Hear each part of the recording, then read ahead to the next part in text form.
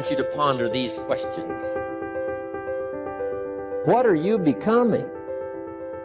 The big question is not what am I getting paid here? The big question is what am I becoming? Because true happiness is not contained in what you get. Happiness is contained in what you become. Are we living the lives we want to live, or are we living stereotyped lives based on phony values?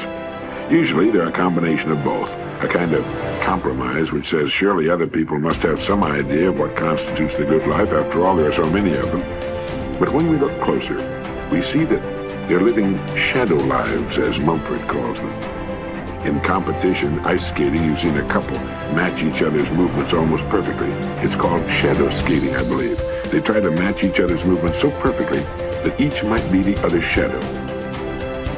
You know, everybody has a different temperament and personality, and it's something that has to be developed, over a period of time. If you're too shy, you should really learn to push that into a small corner and speak up more. If you're a little too loud, maybe you should, calm down just a little bit. But we shouldn't try to just radically become someone else. But that's what sophistication and civilization is supposed to do, is to make us civil.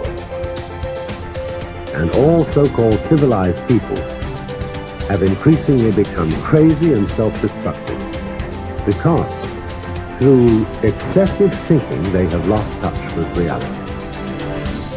A person who thinks all the time has nothing to think about except thought. So he loses touch with reality and lives in a world of illusion. By thoughts I mean specifically chatter in the skull, perpetual and compulsive repetition of words, of reckoning and calculating. We become what we think about most of the time, and that's the strangest secret. This is why thinking is so vital.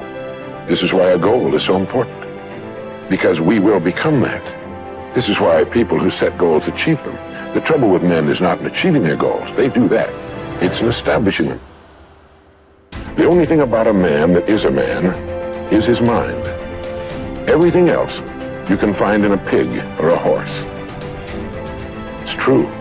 And so if we're going to develop something, this is a good place to start. To think deliberately and with a purpose. To spend a little time each day before a blank sheet of paper with our goal perhaps written at the top, and come up with some fresh, new and exciting ideas.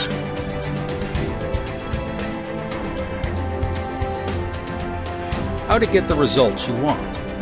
The principal reasons for failure are lack of confidence and too much effort. Many people block answers to their prayers by failing to fully comprehend the workings of their subconscious mind. When you know how your mind functions, you gain a measure of confidence. You must remember, whenever your subconscious mind accepts an idea, it immediately begins to execute it. It uses all its mighty resources to that end and mobilizes all the mental and spiritual laws of your deeper mind. This law is true for good or bad ideas. Consequently, if you use it negatively, it brings trouble, failure, and confusion. When you use it constructively, it brings guidance, freedom, and peace of mind. The right answer is inevitable when your thoughts are positive, constructive, and loving. From this, it is perfectly obvious that the only thing you have to do in order to overcome failure is to get your subconscious to accept your idea or request by feeling its reality now, and the law of your mind will do the rest.